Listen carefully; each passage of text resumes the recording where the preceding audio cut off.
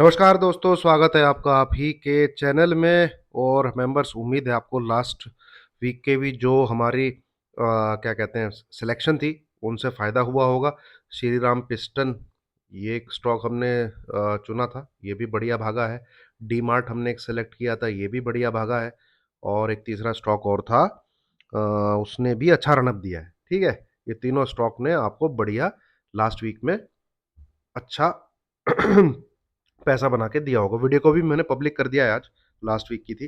तो अब कुछ आज मैं आपके साथ सामने जो डिस्कस करूंगा वो 4 स्टॉक है। ठीक है, और जिसमें से 2 डेरिवेटिव्स के अंदर भी हैं, मतलब फ्यूचर एंड ऑप्शन में भी आपको मिलेंगे। बट मेरी सलाह ये रहेगी भाई, कैश में ही करिएगा। ठीक है, फ्यूचर एंड ऑप्शन में करते हैं तो please trailing SL and booking बहुत ज़रूरी है। ठीक है, और 2 स्टॉक रहेंगे अपने कैश के, है ना? तो ये 4 स्टॉक रहेंगे। और हम जिस वीक के लिए हम चर्चा कर रहे हैं वो वीक स्टार्ट होगा आपका 8th ऑफ अप्रैल से लेके 12th ऑफ अप्रैल तक।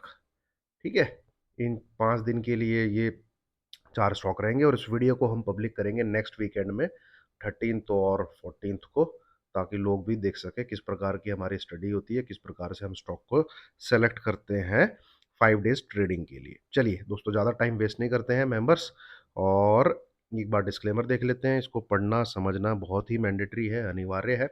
इसको पढ़ने लिखने समझने के बाद ही मेरी वीडियो पे, एजुकेशनल वीडियो पे आप आगे बढ़िए। दोस्तों, पहला स्टॉक है दोस्तों इरकॉन। नाम सुना होगा आपने, रेलवे स्टॉक काफ़ी भागे हैं, उसी कैटेगरी का ये स्टॉक है शायद, इरकॉन। तो इसमें बड़ा ब्यूटीफुल सेटअप बना हुआ है, और रेजिस्टेंस जो इसको मिल रहा है वो मिल रहा है इसको 235 से लेके 240 का।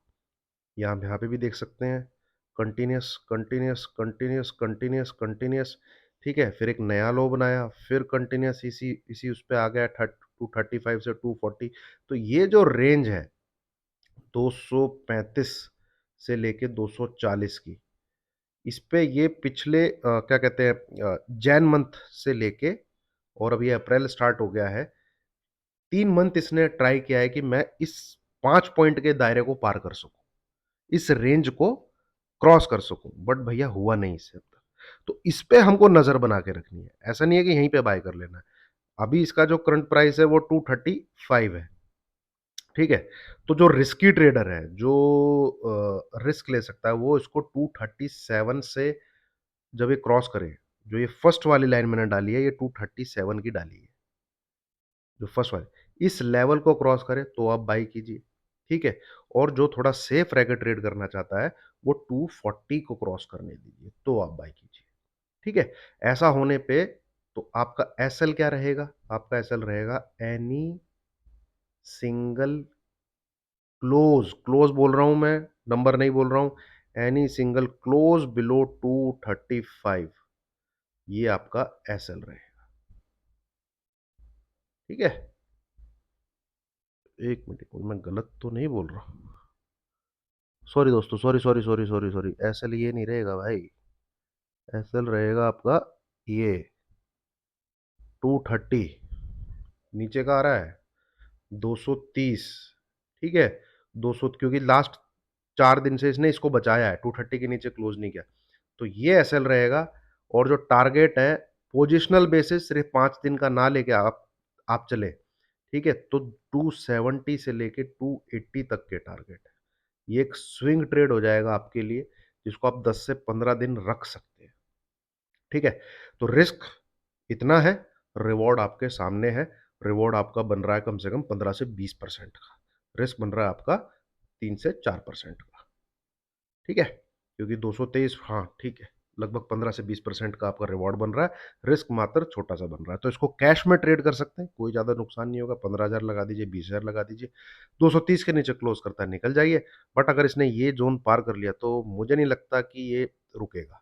और अगर आप सिर्फ 5 दिन की बात करते हैं कि नहीं मैं फ्राइडे तक ही इसमें देखना चाहता हूँ, तो भैया 244, 248 एंड 252, ये 3 टारगेट के लिए आप ट्रेड कर सकते हैं। ठीक है, यहाँ पे आए 50% प्रॉफिट बुक, यहाँ पे जाए 70 to 80% प्रॉफिट बुक। फिर जितना आपको फ्राइडे तक मिले ट्रेल करते रहिए, एसएल को आगे खिसकाते रहिए। ठीक है, तो इरकॉन पे नजर बना के रखिएगा, क्रॉस होने पे बाय करना, याद रखिएगा इसने ब्रेकआउट अभी दिया नहीं है। पर मेरी नज़र में आया ये क्योंकि बड़ी स्पीड से भागेगा ये, ऐसा लगता है चार्ट पैटर्न को देख के, अगर इसने क्रॉस कर लिया तो। ठीक है, इसने ऐसे सपोर्ट लिया है इसका, ये लाइन पे सपोर्ट लिया है, और अगर यहाँ से फिर से रेजिस्टेंस लेके आता है तो साला ये ऐसे आएगा फिर। पर लगता नहीं है कि ये फॉर्मेशन बनेगी, बननी चाहिए ये। तो इरकॉन पे आप नज़र बना के चल सकते हैं। ठीक है, दूसरा जो हमारा स्टॉक है वो ये बाय कर लेना है आपको, ये है Paramount communication. Para mount communication यहाँ लिखा हुआ है, पैरा केबल्स इसके नाम से स्क्रिप्ट आएगी। ऑपरेटर ने इसमें माल उठाया है दोस्तों, कंटिन्यूस 2 दिन उठाया है, ये आपको दिख रहा होगा। ठीक है, और इस चीज का इसने ब्रेकआउट दिया है। तो ये जो चीज है, ये जो पैटर्न है, ये इसको इतना ऊपर टारगेट बना के देता है।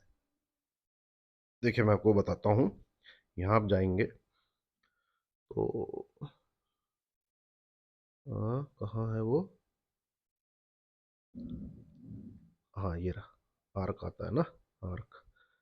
ये ड्रॉ कीजिए आप इधर से लेके इधर तक, और ये, ठीक है, इस पैटर्न का इसने ब्रेकआउट दिया है,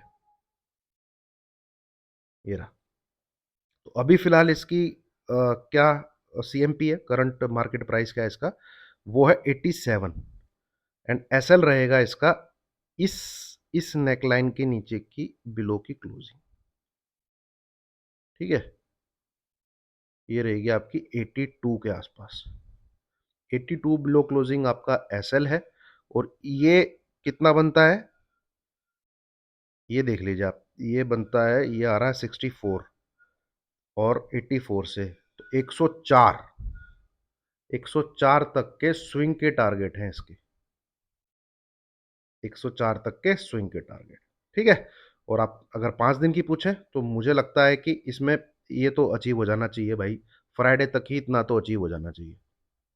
ये हॉरिजॉन्टल लाइन यहाँ, इधर आके इसको पहला स्टॉपेज मिलना चाहिए इस जगह, 90 टू 91, नो सॉरी 90 टू 92, 90 से लेके 92, ये इसका पहला ही टारगेट है। 92 अबव कुछ क्लोजिंग कर देगा, देन 95 से लेके 98, ये इसका सेकंड टारगेट है। तीसरा टारगेट वही जो मैंने आपके साथ शेयर किया है, 102 से लेके 104, इसके बीच में ये पैटर्न जो है कंप्लीट होगा यहां तक। ठीक है, इस रेंज में, मतलब कि इसको मैं अगर ये यहां ले जाऊं, इस रेंज में इसका टारगेट कंप्लीट होगा। कितना आ रहा है, हाँ देखिए 102, ये नंबर लिखे आ रहे हैं 104। ठीक है, इसी पैटर्न, ये नेकलाइन है, तो ये जाना चाहिए ऊपर भाई, इसमें अच्छा खासा माल उठाया गया है और बढ़िया वॉल्यूम के साथ उठाया गया है, तो मुझे तो अच्छा लग रहा है ये। ठीक है, इसमें भी आराम से 10 से 15% आराम से बन सकता है। फोकस रखिएगा, बहुत छोटा ऐसा है 82 बिलो क्लोजिंग का पैरा केबल। अब आ जाइए दो स्टॉक जो फ्यूचर एंड ऑप्शन में भी है, मैं यहाँ पर आपको सलाह यही दूंगा, फ्यूचर एंड ऑप्शन में आप ट्रेड करते हैं तो भाई बहुत एक्सपीरियंस की ज़रूरत है, और वन हैज़ टू बी मतलब प्रो। और धड़कने जो हैं, वो ईसीजी जो है, ब्लड प्रेशर भी फ्यूचर एंड ऑप्शन में बहुत तेजी से ऊपर नीचे जाता है, कैश में नहीं जाएगा वो। कैश में आप proper study proper technical follow कर लोगे, पर जब फ्यूचर एंड ऑप्शन आते हैं ना भाई, इमोशंस टेक्निकल के ऊपर हावी हो जाते हैं। एनीवे चलिए हम डिस्कस करते हैं। ये है दोस्तों मैरिको, मैरिको मैरिको का स्टॉक है, बढ़िया वॉल्यूम के साथ इसने इस रेंज का ब्रेकआउट दिया है, 509 इसकी करंट सीएमपी है, और मुझे ऐसा लगता है कि इसको इतना तो ऊपर जाना चाहिए यहां से 502 से। तो इसका जो टारगेट निकल के आ रहा है, ठीक है, वो निकल के आ रहा है ये